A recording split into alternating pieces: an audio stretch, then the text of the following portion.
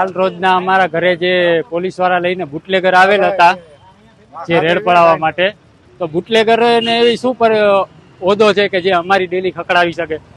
Police વાળાથી અમને કાંઈ વાંધો નથી, પોલીસ વાળા આવી શકે એને ફરજ છે. હવે આ બુટલેગરનો ફૂલ ત્રાસ છે અમારા આખા વિસ્તારમાં, વૈશાલીનગર વિસ્તારમાં. બધા ઘરો અમે બધા ભેગા થયા છે, આખો એરિયા વાળા બધાના ઘરે ત્રાસ છે. અમે કોઈ ગુનેગારી નથી. અમે જે રજૂઆત કરી છે સાહેબને આપી દીધી છે લેખિતમાં. સાહેબે આશ્વાસન આપેલું છે.